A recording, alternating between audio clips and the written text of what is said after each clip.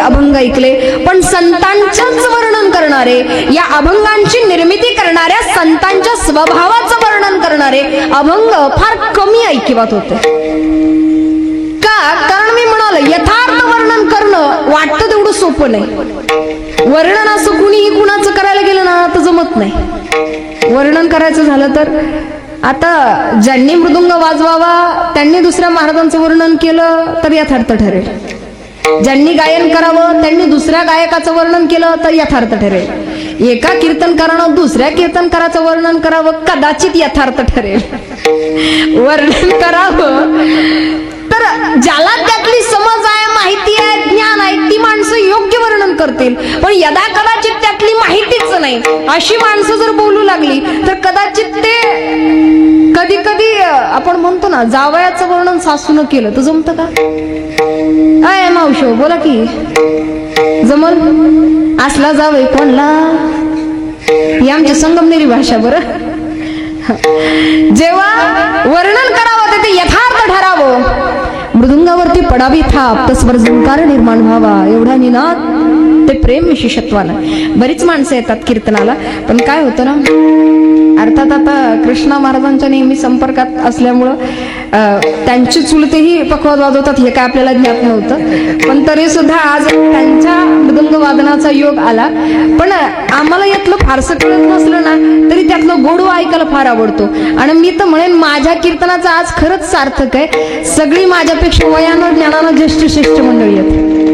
तरणा भाग्यवंतांना टेहरी कीर्तनात रोज तरणीच असते, पण आज माझ्याही पेक्षा ज्ञानी सगळीच माणसं गायना करता वादना करता सगळीच आदरणीय मंडळी. मग याच्यातलं ज्ञान आमच्याकडे नसू देत, पण ऐकण्याची आवड असणारी बरीच माणसं कीर्तनाला येतात. काहींना फक्त वादन ऐकायला आवडतं, मग येतात. मग त्यात 8 मात्रा वाजवल्या, 16 मात्रा वाजवल्या, 32 मात्रा आहे, 64 मात्रा आहे, सरपटी आहे, भजनी ठेकाय, कोणती लगी कुठे वाजवली, कोणता मुखडं कुठं वाजवलं, चक्रधार आहे का त्रिपल्ली चक्रधार आहे, याचं ज्ञान आपल्याकडं. पण ती ऐकायची आवड आहे म्हणून बरीच माणसं येतात. काहींना गायन ऐकायला आवडतं, मग काही माणसं गायन ऐकायला येतात. माहिती नसू देत आम्हाला. आसावरी राग होता, बागेश्री होता, भूप आहे, यमन आहे, तोडी आहे, भैरवी आहे, शिवरंजन इमदली चाले, ठायची चाले, ठायच्या चालीतल्या मिश्र चाली आहेत. मग ह्याच्यातलं माहिती नसू देत, पण ऐकण्याची आवड म्हणून बरीच माणसं गायन ऐकण्या करता येतात. काही जण ते हार्मोनियम बघायला येतात, काहींना फार आवडतं. मग त्याच्यामध्ये माहिती नसू देत, कोणता स्वर चालला आहे, कोणता राग कोणत्या प्रहरी गायला पाहिजे, ओढव आहे, शाडव आहे, शाडव संपूर्ण आहे, ओढव संपूर्ण आहे, त्याच्यामध्ये 9 प्रकार आहे. वादी स्वर आहे, संवादी स्वर आहे, पंचमय, निषाद आहे, खडज आहे, वर्ज आहे, त्याच्यामध्ये कोमल स्वर आहे, अनेक प्रकार आहेत. काहींना ते बघायची आवड. काही जण तर सिस्टीम लागली का नाही तीच पाहायला येतात.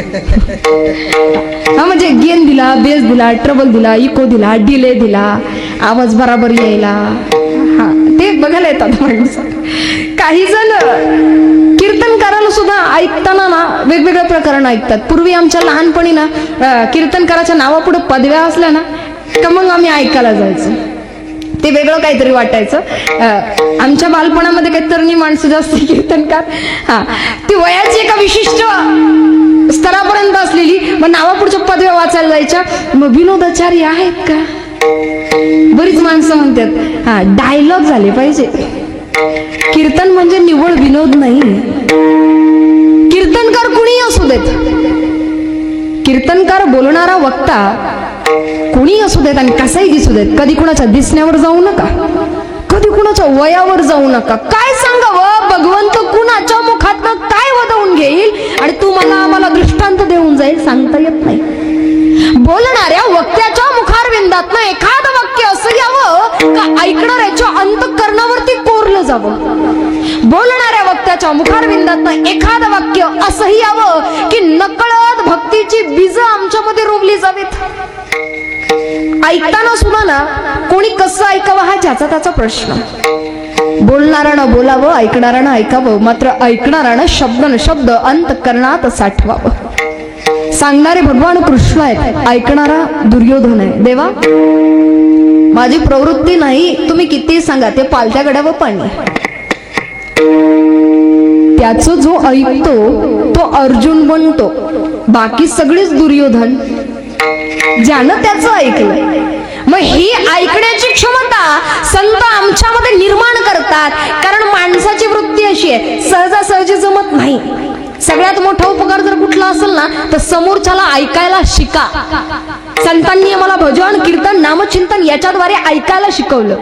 कारण आपण असं समोरच्याचं कधी बी ऐकून घेणार नाही, कधीच नाही. समोरच्यानं आरे केलं तर आपले कार्य करायला रिकामीच आहेत. शांत राहणं आपल्या जमतच नाही. म्हणून ऐका, समोरच्याला ऐका, निरीक्षण करा, परीक्षण करा.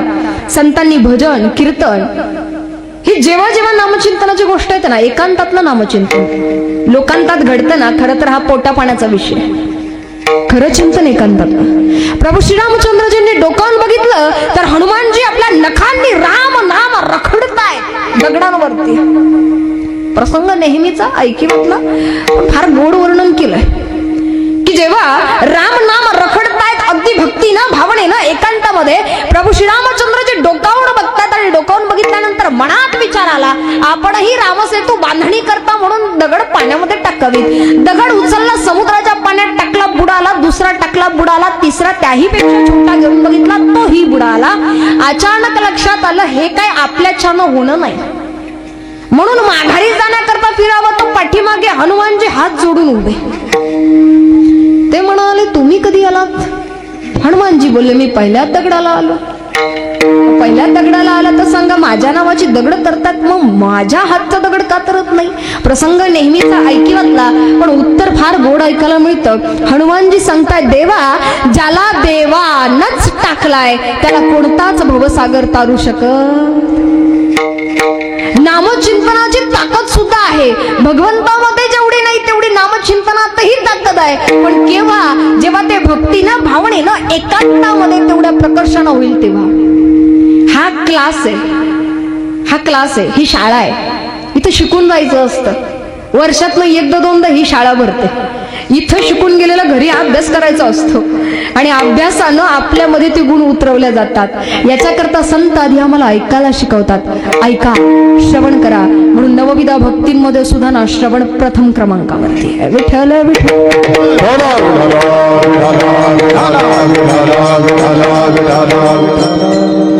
आणि जेव्हा आम्ही संतांच्या उपकाराचं खरंच वर्णन करायला जावं ना तर एवढे अगणित स्वरूपाचे आहेत ना शब्दातही मांडता येणार नाही. अगणित आम्हाला प्रत्येक गोष्टीची जाण करून द्यावी. संसाराच्या मागे धावता धावता अनेक गोष्टींचा विसर पडून जातो. आम्ही नेहमी ऐकतो माया जाळामध्ये गुरफटणारा माणूस. वाक्य प्रमाण नेहमीच. एके ठिकाणी ना हरिभक्तीपरायण श्री सद्गुरू धुंडा महाराज देगलूरकरांची नामचिंतन परंपरा चैतन्यजी महाराज देगलूरकर वर्णन करतात की केलेलंच कर्मच भोगावच लागतच वाक्य किंवा प्रमाण नेहमीच आहे. फक्त त्याला चकारांत व्याकरण दृष्ट्या भाषा जोडलेली आहे. चकारांत का? कारण अटळ आहे अंतिम याच्या करता. वडिलांनी त्रास दिला, मुलगा वैतागला, बापाला पाठीशी घेतलं आणि लांब नेऊन सोडलं. ऐकताय ना गावकरी? बापान त्रास दिला, पोर वैतागलं, बापाला पाठीशी घेतलं आणि लांब नेऊन सोडलं. पण कसं असतंय मी सांगत नाही बरं, ते महाराज सांगते. मी नाही सांगत, महाराज सांगते. म्हातारी माणसं आणि मांजर किती बी लांब नेऊन सोडा, आपण घरी यायच्या आत घरी हजर. आता बापाला दारात बघितलं पोरग विचारतं कवा आली? ते बी म्हणे तुझ्याच आधी. परत पाठीशी घेतलं, काशीला आणलं, गंगेच्या किनारी आणलं. मात्र आता बापाने ओळखलं मला कशा करता आणलं मलाही माहितीये, मलाही तुझ्यासोबत राहायचं नाही. पण एक कर, इथे ढकलू नको, थोडा पुढे ने. मुलगा म्हणाला बाबा पाणी इथे पणे, पाणी पुढे पणे. आता मरायचंच ठरले ते इथेच जा, इथे तिथे कशा करता? बापानं हातच जोडले म्हण बाबा तुझ्या पाया पडतो, पण इथं काही ढकलू नको. कारण काही वर्षांपूर्वी माझ्या बापाला मी सुद्धा इथंच ढकलला. केलेलंच कर्मच भोगावच लागतं.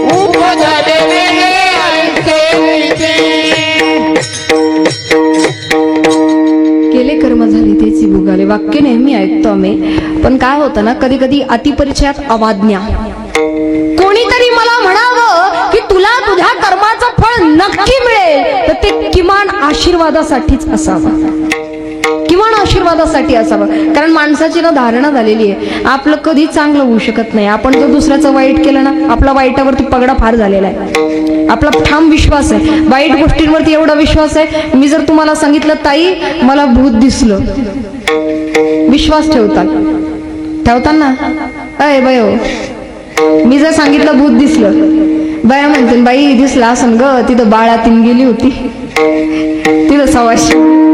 आणि तेच जर मी सांगितलं दादा मला पांडुरंग भेटला, लोक विश्वास ठेवते. लोक म्हणतील बाईला याड लागलं का काय.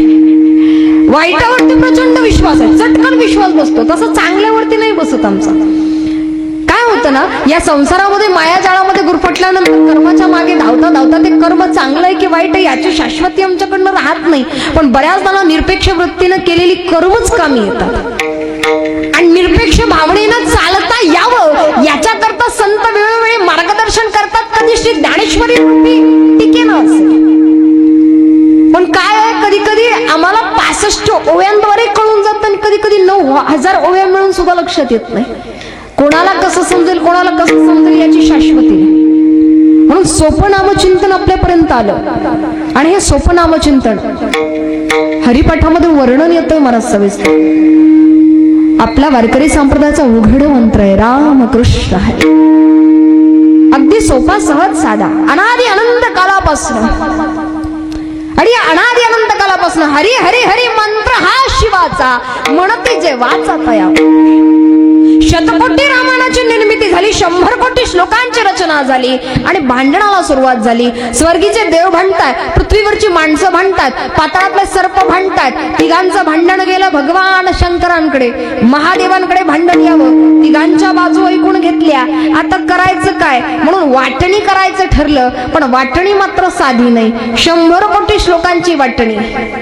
100 कोटी श्लोकांची वाटणी आहे. देवांना दिले 33 कोटी, माणसाला दिले 33 कोटी आणि पाताळातल्या सर्पांना दिले 33 कोटी. खाली किती उरले भजनी मंडळ? 1 कोटीत परत वाटणी. 33 लाख 33 लाख 33 लाख. खाली उरलं 1 लाखात पुन्हा वाटणी. 33,000 33,000 33,000. खाली उरले 1,000 परत वाटणी. 300 300 300. खाली उरले 100 परत वाटणी. 33 33 33. खाली श्लोक उरला 1 श्लोक वाटायचा कसा? अक्षर मोजली, 32 अक्षर भरली, प्रत्येकी 10 10 10 तिघांमध्ये वाटून दिली. आता सगळी वाटणी बहुतांश झालीच आहे, उरली थोडीशी, तेवढी फक्त जमलेल्या सगळ्यांनी मिळून करून टाका. उरले 2 अक्षर वाटा तिघांमध्ये, वाटता येत. म्हणून वाटणीचं फळ म्हणून भगवान शंकरांनी ती 2 अक्षर स्वतःकडे ठेवून घेतली, नवे नवे कंठात धारण केली आणि गंमत अशी झाली. 100 कोटी श्लोकांचं सार त्या 2 अक्षरात गेलं, ते म्हणजे राम. मग जेव्हा हे राम नाम पार्वती मातेच्या सांगण्यावरनं भगवान शंकर मुखारविंदातनं ते कथन करतायत आणि ऐकता ऐकता पार्वती माता योग निद्रेमध्ये जातायत. मग हे ज्ञान वाया जाऊ नये म्हणून पाण्यातला मासा होऊन भगवान विष्णू ते ज्ञान ग्रहण करतात. तेच हे मच्छिंद्रनाथ किंवा मत्स्येंद्रनाथ. आदिनाथ गुरु सकळ सिद्धांत मच्छिंद्र तयाचा मुख्य शिष्य. आदिनाथांकडनं मच्छिंद्रनाथांकडे, मच्छिंद्रनाथांकडनं गोरक्षनाथांकडे, गोरक्षनाथांकडनं गहिनीनाथांकडे, गहिनीनाथांकडनं मात्र आता हे ज्ञान निवृत्तीनाथांकडे जसं येतं तसं निवृत्तीनाथ हे ज्ञान देतात. ज्ञाननाथ म्हणजे माऊली ज्ञानोबारायांकडे. मग आतापर्यंत अप्रकटावस्थेमध्ये असणारं ज्ञान माऊली ज्ञानोबारायांपर्यंत येतंय. आता मात्र ते अप्रकट राहत नाही. या समाजाकरता माऊली ज्ञानोबाराय हे ज्ञान प्रगट करून देत आहेत. प्रगट गुह्य विश्व ब्रह्म. आतापर्यंत अप्रगटावस्थेतलं ज्ञान जेव्हा प्रगट अवस्थेमध्ये येत आहे, मग कधी माऊली ज्ञानोबारायांच्या आत्मसंवादातनं असेल, श्री अमृतानुभवातनं असेल, कधी हरिपाठातनं असेल, कधी श्री ज्ञानेश्वरीतनं असेल, किंवा चांगदेव 65 मधनं असेल, किंवा तुकोबारायांचा गाथा आहे. जेव्हा जेव्हा आम्ही संतांची सगळी अभंग बघायला जावं, ग्रंथ बघायला जावं, तर कधी कधी नाथ बाबा आम्हाला भारुडांनी सुद्धा हेच शिकवू पाहतात. कधी कधी स्त्री संत मांदियाळी जात्यांवरच्या ओव्याने सुद्धा शिकवून जातात. मग सगळ्या संतांचे हे अभंग, नामदेवरायांचे काही अभंग तर आम्हाला गुरु ग्रंथ साहिबामध्ये सुद्धा आढळतात. म्हणजे एवढं संतांचं हे ज्ञान आहे वेगवेगळ्या पद्धतीनं. मग आपलं उभं आयुष्य जरी गेलं, निव्वळ माऊली शब्दावर बोलायचं झालं तर 8 दिवस कीर्तन करणारी बरीच महाराज मंडळी आहेत. मग जर एवढ्या संतांचे एवढे अभंग जर पाहू गेलो ना तर आपलं आयुष्य सुद्धा कमी पडेल. निव्वळ ग्रंथ, इतर उपकार तर वेगळेच आहे. नाथबाबा म्हणतात एवढे उपकार आहेत ना का याचं वर्णन शब्दात सुद्धा नाही. अभंगाचं प्रसंग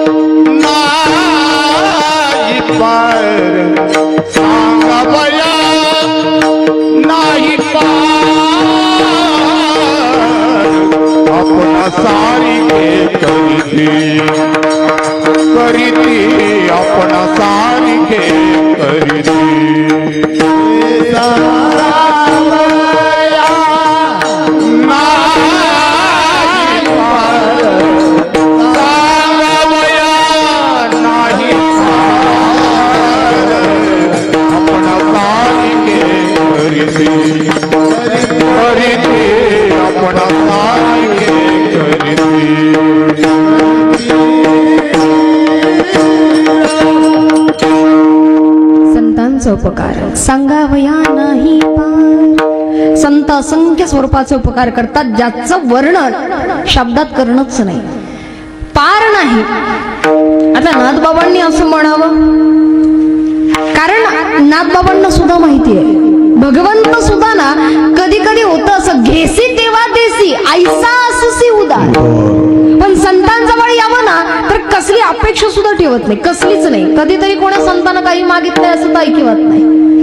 भगवंताजवळ यावं, भगवंत अंतःकरण तरी मागेल, प्रेम तरी मागेल. काही देऊ नका पण कमीत कमी प्रेम तरी द्या, प्रेम भावना. कधी कुठे जाल ना कुठल्या देवतेला काही ना काहीतरी अर्पण करण्याची प्रथा आहे. हा, पंढरपुराला यावं तर आम्ही अनेकदा ऐकतो महाराज पंढरपूरला आलं की तिथंही समर्पित फक्त प्रेम भाव आहे, अंतःकरणातली भावना आहे. कधी गेलात ना काशीला तर तिथनं आल्यानंतर काशीचं माउंड करावं लागतं, बरोबर. जगन्नाथपुरीला गेला तर तिथं गेल्यानंतर तुम्हाला पात्रात भोजन नाही, तर फरशीवर बसूनच भोजन घ्यावं लागतं, फरशीवर दिलं जातं. कधी गेलात तिरुपती बालाजीला तर केश समर्पित करावे लागतात. कधी नर्मदा परिक्रमेला गेला तर आल्यानंतर उद्यापन विधी करावा लागतो.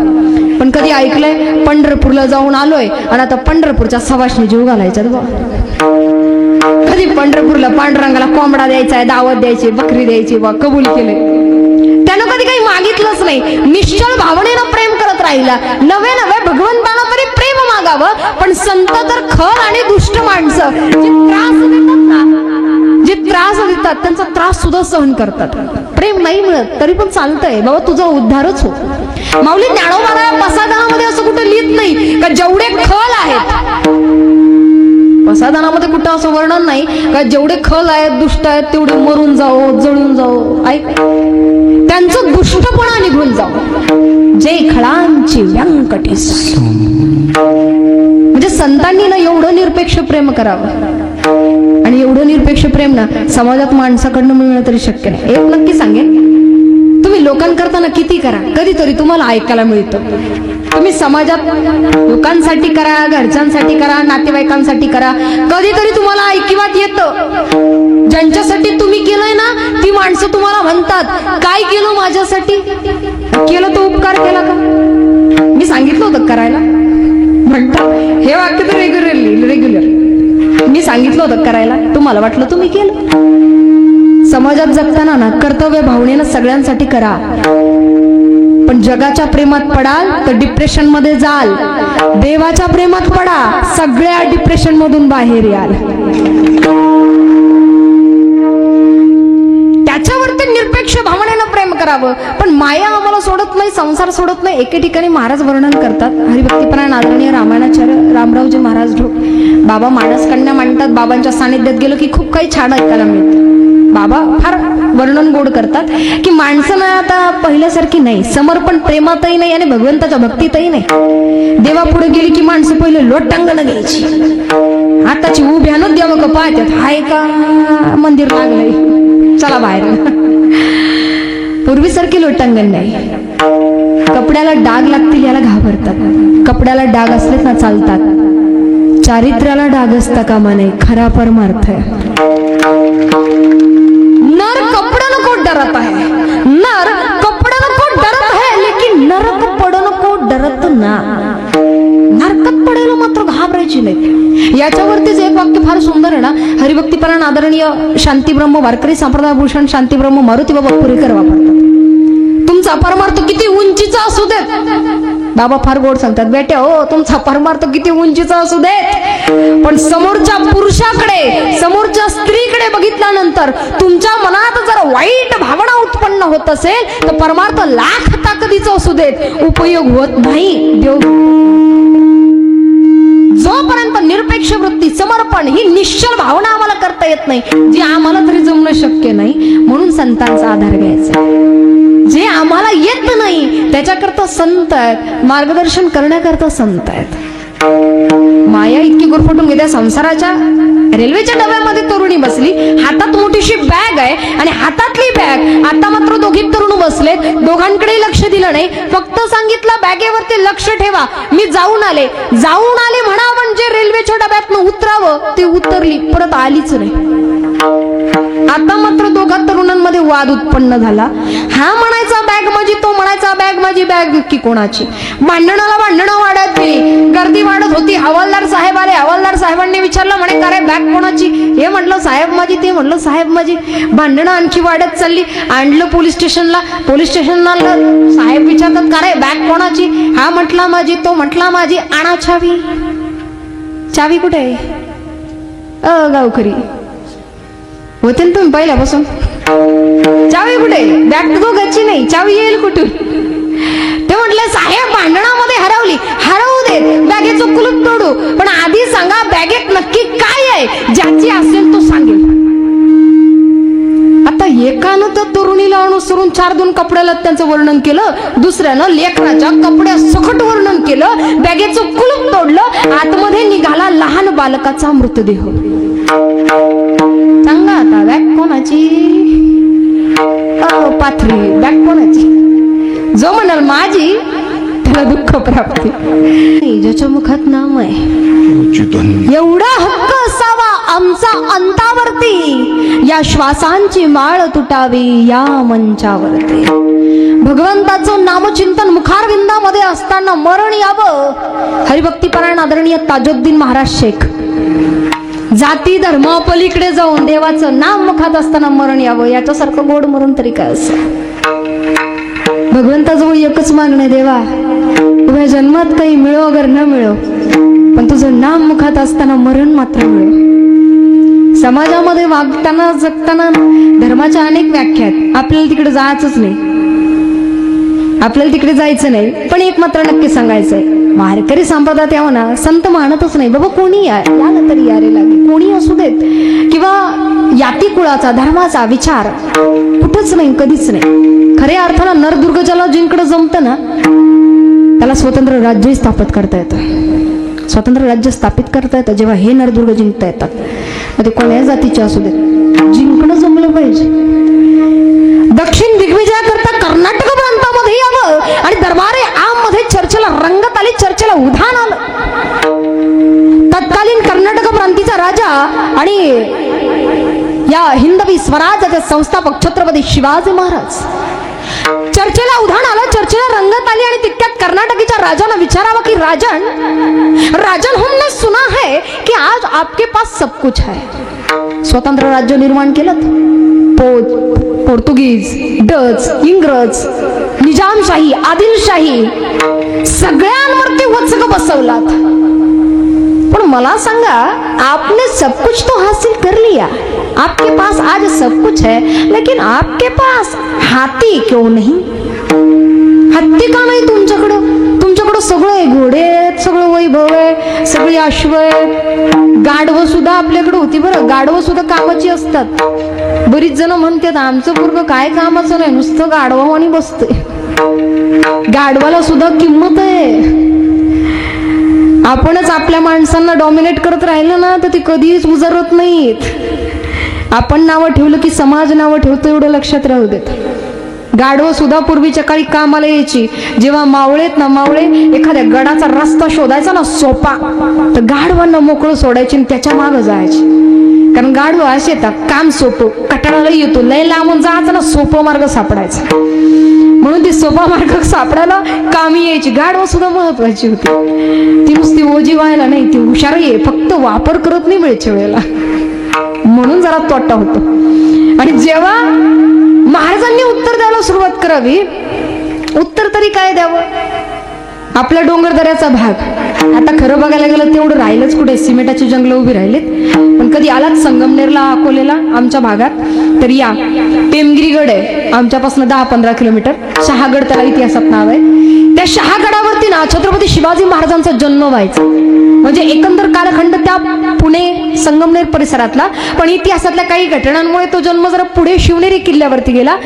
कदाचित टेमगिरी गडावर जन्म झाला असता किंवा शिवनेरी जरी म्हटलं तरी आमच्या संगमनेर अकोलेला कधी याल तर आमच्याकडे काही गावं आजही अशी आहेत जिथे सूर्य सुद्धा 3 तास दिसतो. एवढी डोंगर दऱ्यांमध्ये गावं आजही बघायला मिळतील. मग विचार करा, महाराजांच्या काळामध्ये तर नो वायफाय, नो नेटवर्क, रस्ते नाही. मग अशा वेळेत हत्ती चालणारा प्राणी आपल्याकडं, हा प्राणी आपल्याकडे चालणारा नाही. पण महाराज जी माणसं मोठी असतात ना, ती कधी कारण नाही देत बसत. आणि जी माणसं कारण देत बसतात ना, ती आयुष्यात कधी मोठी पण नाही होत. महाराजांनी उत्तर तरी काय द्यावं? अरे किसने कहा हमारे पास हाती नाही? कोणीच सांगितलं तुम्हाला आमच्याकडे हत्ती नाही? आमचा एक एक मावळा 100 हत्तींच्या बरोबरीचा आहे. एक मावळा. मावळ्यांचं ऊर भरून आलं. राजानं कौतिक केलं, राजानं कौतिक केलं, ऊर भरून आलं. आणि राजाने जेव्हा बघितलं, कर्नाटकीचा राजा विचारतोय, अगर ऐसा है तो हमें परखना है, हमें इम्तिहान लेना है, किस किस्म का हाथी आपके पास है. परीक्षा बघायची. राजांनी परवानगी दिली. खुशाल परीक्षा घ्या. नजर फिरवली. जवळपास जेवढे मावळे होते त्यात एक मावळा हेरला. एक मावळा नजरेमध्ये भरावा, पिळदार शरीरयष्टी भरधाव असा दिसणारा, अगदी 100 हत्तींचे बळ ज्याच्याकडे बघितल्यानंतर खरंच जाणवावं असा येसाजी कंक नजरेमध्ये भरावा. उभा जन्म राजांच्या पायाशी निष्ठा वाहिलेला हा येसाजी कंक. जेव्हा राजांनी नजर वळून बघितलं, कर्नाटकीचा राजा सांगतो ये हमें चाहिए. राजांनी मान वळून बघितली तो होता येसाजी कंक. जणू येसाजी कंकाची नजर राजांच्या नजरेला भिडू पाहत होती आणि सांगू पाहत होते की राजा चिंता नसावी, ही जय आपलाच आहे.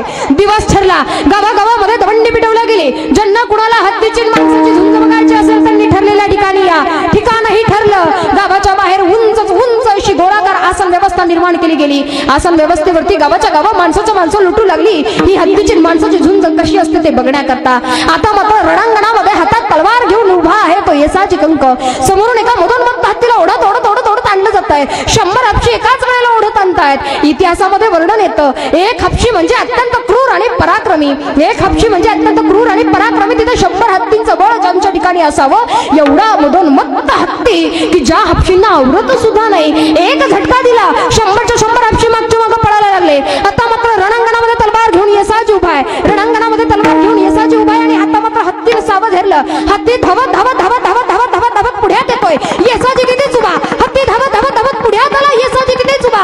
हत्तीनं पुढ्यात यावं तसं चपळाईनं उडी मारावी ती डाव्या बाजूला येसाजीनं. हत्तीनं पुन्हा सावध हेरलं. हत्ती धावत धावत धावत धावत निघाला. येसाजीनं पुन्हा उजव्या बाजूला चपळाईनं उडी मारावी, धाव घ्यावी. हत्ती थकवायचं काम सुरू झालं. हत्ती थकवायचं काम सुरू झालं. कारण प्रत्येक युद्ध नेहमी बाहूच्या लढावर लढली जात नाही. काही युद्ध बुद्धीच्या ताकदीवर लढायचे असतात, काही युद्ध बुद्धीच्या ताकदीवर लढायचे असतात. आता मात्र सावध झालं. शेवटचा क्रम पवित्रा. हत्ती धावत धावत आला. आता मात्र येसाजीला सरकून सोंडेवरती तलवार चालवली. रक्ताच्या चिळकांड्या उडाल्या. उडाल्या, धुळीचं साबट वाजलं, नजरेला काही दिसेना. आसन व्यवस्थेवरची माणसं उठून उभी राहू लागली. अरे गेला वाटतं, मेला वाटतं. एवढ्या महाकाय हत्ती पुढे एवढासा माणूस टिकतो तरी कसला. अरे गेला मेला येसाची मेला म्हणता म्हणता हातात विजयी तलवार घेत येसाजीला बाहेर या बापे करचडा करतच हर हर हर हर.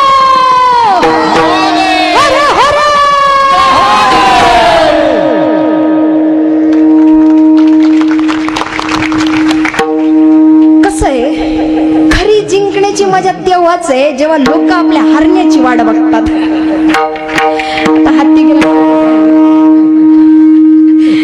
हत्ती गेलं शेपूट राहिले. आपल्याला नाही लढता आला तर तरी चालेल, पण लढणाऱ्याच्या पाठीशी उभं तरी राहावं.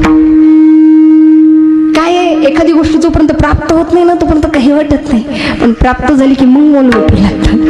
म्हणून जेवढं आपल्याला जमेल ना तेवढं तर आपण नक्कीच करावं. आणि आता मात्र जेव्हा ना महाराजांनी उतरून खाली यावं सोन्याचं कडं काढलं आणि येसाजीच्या हातात टाकलं. येसाजीनं झरकन कडं काढलं सोन्याचं आणि सांगितलं, राज राज सोन्याचं कडं पाय नाही लढलो, राज सोन्याचं कडं पाय नाही लढलो, राज तुमची शाबासकीची एक थाप माझ्या पाठीवरती असावी म्हणून लढलो, राज म्हणून लढलो. ज्यांना ही नरदुर्ग जिंकता येतात ना ती या जगात यशस्वीच ठरतात.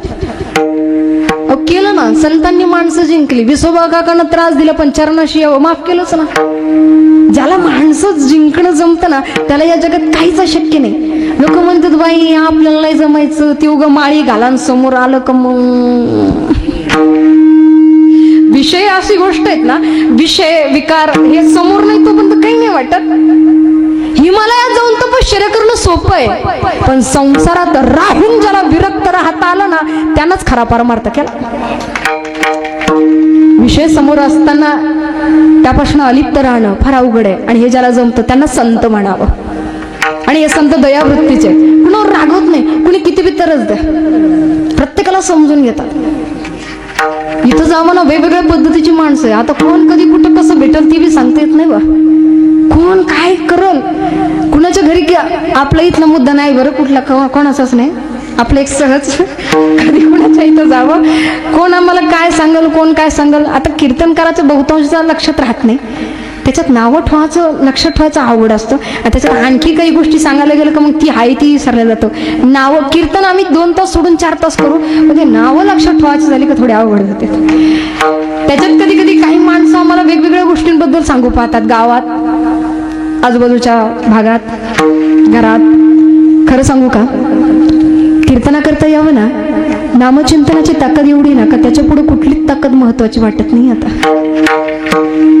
देणारा देतोय, घेणाऱ्याची ओंजळ मात्र तेवढी पुरेपूर सार्थ असली म्हणजे झालं. माणसं वेगवेगळे भेटतात. पहिले ते कर्नाटकला कीर्तनाला गेलं की ते त्यांची भाषा नाही कळायची, ती लोक विचारायची बाई उत्तम वाडीने. कर्नाटकला गेलं कानडी नाही का, कन्नड. तिकडे बेळगाव पट्ट्यात गेलं का तिकडे ती आप्पाची वाडी, बऱ्याच ठिकाणी कीर्तन आता महिन्याला जवळपास तिकडे जास्ती असतं. तेव्हा सवय नव्हती, आता जरा सवय झाली. गेलं का आता आम्हीच आधी विचारतो, दादा माडी ना उठा, जिवाळ्याचा विषय. जरासा अलीकडे आला की कोल्हापूर भाषेचा टोन लगेच बदलतो. काय महाराज कवा घालताव, कसा हायसा, जाताय ना व शिस्तीत जावा.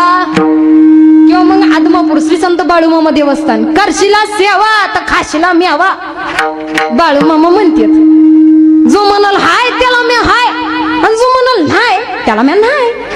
आदमापुरसनी नाही येतो आलो गाड्या येऊ नका, पण माझ्या मेंढी माऊलीच्या पालखी तळावर या सेवा करा, उभे जलमभर काय कमी पडायचं नाही. ते तिथलं. अलीकडं आलात सोलापूर, सातारा, सांगली, चालतंय की, बोलतय की, कायला का काय म्हणतो. नंतर अलीकडं आलात कापूरहोळ, पुणे, कापूरहोळापासून पुणे, पुणे तेथे काय पुणे, सगळे व्याकरणासहित शुद्ध होते. काय महाराज केव्हा आलात, कसे आहात, चहा घेणार का, घेतलाच पाहिजे असं काही. अलीकडे सरळ सरळ हायवे ना खाली आलात, मग घारगाव, वाटाळे, फाटा आमचं संगमनेर. मग संगमनेरला आलात, आम्ही पूर्ण नगरी नाही, आम्ही पहाडी मिश्रित आहे. आम्ही असे बोलतो ना जसं समोरच्या सोबत भांडत होते. हा कमून आले, काल आले, कुण गेले, हे संगमनेरी. तसंच नाशिकला गेलात शुद्धच आहे, सिटी भाग आहे, तिकडे खाली काय जाऊ नका, मुंबईकडे तिकडे लई मिश्र आहे.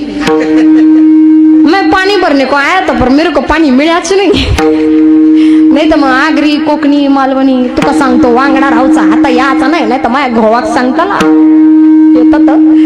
तसंच सरळ खाली हायवेनं आलात मग आपलं धुड धुड धुड माई राणी वराडी कर्जो खाजो पाजो पट्ट सणान गाडी चालवता फापुटा नाकात जाता पुरा बांगाचे तसंच खाली गेलात खानदेशात. मग आता आपलं बघायचं सारखं मला सवय किचन मध्ये गरका मारून यायचा. आजीला म्हणलं चपाती करत होती, म्हणले न ग बाय. तसं मी चहा घ्यायसाठी म्हणून गेले, त्या मावशी मला सांगत होत्या म्हणा माय अव बसिली ग तू हे टोंगळ्या दुखत्या. आता टोंगळ्या नावाचा प्रकारच मला कळला नाही. मला बशीच कळालं, मी आपली मांडणी तर बशी काढली, मावशी बशी. हे म्हणले माय आगे तशी बशी नाही गे तू खालती बशीले तुझ्या टोंगड्या दुखत्या. तेव्हापासून कळालं गुडघ्याला तिकडं असलं काहीतरी म्हणतात. मग तसंच आपलं इकडं वरी वरी आलं आपल्याकडं वरी वरी. मग इकडं काय आधी इंगळे मग सगळे आदरणीय वैकुंठवासी इंगळे बाबा सांगायचे म्हण का झालं माय एक जण एसटीत बसलो आणि कंडक्टर कडनं तिकीट काढलं पण ती एसटीत नाही गेलं, ती उतारलं, एसटी निघून गेली. एसटी निघून गेली. हे एकटंच हसत होत. मित्र आला आणि मित्राने विचारलं म्हण कार कौन हसत व ते म्हणलं कौन नाही व माय मी कंडक्टरलाच फसिलं. ते म्हणून माय कस काय फसिल अरे तिकीट तर काढलं पण मी गेलोच नाही. तिकीट हात थांबा थोडी तिकीट निघते सगळ्याची. तिकीट तर काढलं पण मी गेलो. हे जरा चिल्डच म्हणलं नादर माही नाही बरं म्हणलं नादर तर तिकीट काढलं पैसे त्यानं घेतले नुकसान तू झालं बाबा त्याच्या काय बाच गेलं. तसं बोलणारानं बोलावं ना ऐकणारानं ऐकलं नाही तर आमच्या बी बाच काही जा. येथे कोणाचे काय बा गेले येथे कोणाचे काय बा गेले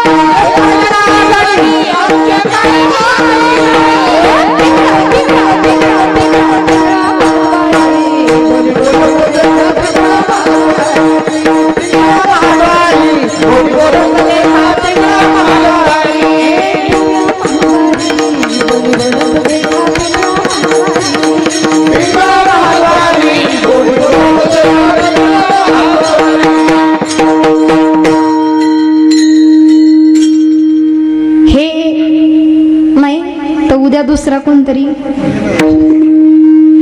बोलणाऱ्यांना बोलावं ऐकणाऱ्यांना ऐकावं. माणसं वेगवेगळे भेटतात, जाती बदलतील, पंथ बदलतील, वेगवेगळ्या भाषा प्रांत बदलतील, भावना तीच आहे. भावना त्याच्या ठिकाणी स्थिर असली पाहिजे, काहीही घडू देत. एके ठिकाणी न्यायाचार्य नामदेव महाराज शास्त्री फार सुंदर वर्णन करतात. लोकांना ना गरज आहे तोपर्यंत भगवंत पाहिजे. रात्रीची वेळ आहे, 2 वाजलेत, गाडीत एकटाच आहे आणि अचानक अर्ध कापलेलं झाड स्मशानभूमी शेजारी दिसलं. मनात जरा शंका उत्पन्न झाली, जरा आता भीती वाटली. भीती वाटल्यानंतर आता मात्र ना गाडीमध्ये गाणी चालू होती, एकटाच होता, गाणी चालू होती. गाणी जरा बंद होतात आणि हनुमान चालीसा लागतो आणि मुखाने राम राम राम झाड जवळ आलं, लक्षात आलं दुसरं काहीच नाही, साधं झाड होतं, अर्ध कापलेलं होतं ते, त्याच्यामुळे भीती वाटली, बाकी काही नाही. मग आता भीती दूर झाली, तोंडातला रामही गेला आणि गाडीतली 40 बंद झाला. 40 बंद झाला आणि केसरिया तेरा कंटिन्यू. जोपर्यंत गरज आहे तोपर्यंत त्याची आराधना करणारी खूप आहेत. संत मंडळी शिकवतात, बाबा हो गरज आहे तोपर्यंत नका भजू. तो कसा आहे माहितीये, त्यानं ना काहीतरी घ्यावं ना, त्याच्याबद्दल तो नक्की काहीतरी देईलच. तो कोणाचं काही ठेवून घेत नाही. नाथबाबांच्या घरी भगवंत 36 वर्ष राबला. दोन्ही भांडी खरकटी भगवंतानं करावी, चंदन ओटी स्वतःच्याच पूजेसाठी उघडावी. अहो द्रौपदीनं बोटभर चिंदी द्यावी, तर त्याच्यात जेवढे धागे तेवढे वस्त्र तो देवानच पुरवावे. हजाराबा पितांबर स्वतः भगवंताकडनं होता. मग आपलं 101 रुपयाचं कुठं काय नेऊन होता. बरं आपल्याला लोकांचा परमार्थ गोड, ते खालच्या आळीतल्यानं किती दिले गड्या, ते म्हणतो दिली एवढी एवढी, तेवढे दिले का, त्याच्याकरता लय पडले. कुणी काय परमार्थ करावा ना, एक खरं सांगू, बोलणारा सुद्धा कुणी आणा, तुम्ही कुणी आणा, लाख मोठा वक्ता असू देत, पण शेवटी बोलणारा कुणीही असू देत, कितीही मोठा असू देत, परमार्थाची अनुभूती ही ज्याची त्यालाच घ्यायची. तुमचा परमार्थ तुम्हीच अनुभवायचा आहे, भगवंत तुमचं तुम्हीच अनुभवायचा आहे. बोलणाऱ्यांना फक्त अनुभव मांडावेत, बोलणाऱ्यांना फक्त मार्गदर्शन करावं. मात्र जोपर्यंत ऐकणाऱ्यानं कान भरून मन भरून न ऐकावं तोपर्यंत सुधारणा होणे नाही. मग तोपर्यंत लोक असेच म्हणणार, त्यांचं सांगायचं काम आहे, आपलं ऐकायचं काम आहे, आपण सुधारलो तर कोण ऐकावं. हे तोपर्यंत चालणार जोपर्यंत परमार्थाची खरी अनुभूती नाही येणार. 750 वर्षांपूर्वी वाळवंटामध्ये कीर्तनाला सुरुवात झाली होती. कीर्तन तरी कुणाचं? कीर्तन होतं भानुदास महाराजांचं. कानावरती शब्द पडावेत आणि घरातला 22 वर्षांचा तरुण मुलगा आईला सांगतो, आई अगं कीर्तनाला जायचं, घेऊन चालतेस? वैतागली, रागावली, चिडली, काय रे तुला रोज रोज कशा करता कीर्तना करता जायचंय? बाबा माझा जीव आता थकत चाललाय, माझ्याच्यानं जमायचं नाही, तुला कीर्तना करता न्यायचं म्हणजे अवघडच आहे बाबा. कीर्तना करता तुला न्यायचं म्हणजे खांद्यावर वाहून न्यावं लागतं, पाठीवरती वाहून न्यावं लागतं. कोपरापासनं दोन्ही हात नाही राजा तुला, गुडघ्यापासनं दोन्ही पाय नाही, तुला खांद्यावर न्यायची वेळ येते. माझं वय होत चाललंय, आता काय मला जमायचं नाही. लेकरू आईला सांगता, आई आता रोज नाही ग, आज फक्त शेवटचं चलतेस. आईलाही वाईट वाटलं, शेवटचं वगैरे काय म्हणतो रे, लेकरू कसंही असू दे शेवटी तिला ते प्रिय आहे. एखाद्या आईचं लेकरू व्यसनी जरी असलं तिकडं गटरत कलवळ ना, पण माझं लेकरू वाईट नाही हो महाराज. तेव्हा ती संगत खराब भेटली, वाईट नाही म्हणत. ते भक्तीचा प्रकार सुद्धा असाच आहे बरं का. संतांच्या द्वारे करायला गेला ना तो सोपा पडतो, कारण ते आम्हाला मातृत्वानं स्वीकारतात. तसं उदाहरण दिलं जातं मरकटाचं, माकड आणि मांजर. पिलू माकडाचं पण आहे आणि मांजराचं पण आहे. पण जेव्हा माकड आहे ना झाडावरनं या झाडावर, त्या झाडावरनं त्या झाडावर असं उड्या मारत चालतं ना, तेव्हा पोटाशी चिकटलेलं माकडाचं पिलू आहे ना, त्याला सांगितलेलं असतं, तुला जर जगायचं असेल तर तुला धरून राहावं लागेल, तुला जर जगायचं असेल तर तुला चिकटून बसावं लागेल. आणि जर हात सुटला, माकडांमध्ये नियम आहे, एखाद्या पिलाचा हात जर सुटला आणि ते जर पडायला लागलं, पडता पडता झाडाची फांदी किंवा पाला जर हातात आला नाही तर तीच सगळी माकडं मिळून त्या पिलाला मारतात. तसं मांजराचं नाही. ज्या मांजराच्या दातानं ते उंदराची चिरफाड करतय, त्याच दातानं पिलू अलगद धरतय, डोक्याच्या भीतीनं 7 घरं फिरवतय. तसं भक्तीच आहे. संतांजवळ जाल ना तर ते मातृत्वानं स्वीकारतात. स्वतः आपली मांजरासारखी नाही का, मांजर जसं ते आपल्या लेकरांची काळजी घेतात. जोपर्यंत बाबा तुला जमत नाही तोपर्यंत मी धरून ठेवणार आहे, तसे संत आहेत. पण जर स्वतः साधन करायला जाल का, महाराज आम्ही मनानं करू बा, आता हिमालयात जाणं ते हटवाद योग करतात ना, तसं काही जर करायला जाल ना स्वतःच्या मनानं तर थोडं जड जातं. ते उगाच नाही आपण ऐकत. रंभान कान मग ती येणं, मग ते 60-60 हजार वर्षाची तपश्चर्या भंग पावणं स्वतः करायला जाल तर त्याची आपल्याला जबाबदारी घ्यावी लागते. तसं भगवंताचं नाही. आईचा जीव आहे, आई सांगते बाबा रे तुला जायचंय ना घेऊन चालते, पण असं वेडवाकड काही बोलू नको बाबा. खांद्यावरती घ्यावं, पाठीवरती घ्यावं, आईनं कीर्तन मंडप क्षेत्री यावं. तसं नाथ बाबांनी बघावं आणि साथ घालावी. ये कुर्मदासा बैस बाबा भजन. तो 22 वर्षाचा तरुण म्हणजे संत कुर्मदास महाराज. बरं नाथ बाबा कुणाला सांगता ये बाबा बैस भजन कर, कुणाला? ज्याला हात नाहीत त्याला. कोपरापासून हात नाही, ज्याला गुडघ्यापासून पाय नाही तर त्याला. बऱ्याच ठिकाणी आपल्याकडं, इकडं नाही बरं, बऱ्याच ठिकाणी बघायला मिळतं लोकांना बळ आणावं लागतं. या काही काही ठिकाणी कीर्तना करताना आता हे कॅमेरा येतात म्हणून बऱ्याच ठिकाणी प्रलोभनांना सुरुवात झालेली आहे. पैठणी, ते नथी, किंवा कीर्तन संपल्यानंतर भाग्यवान विजेता.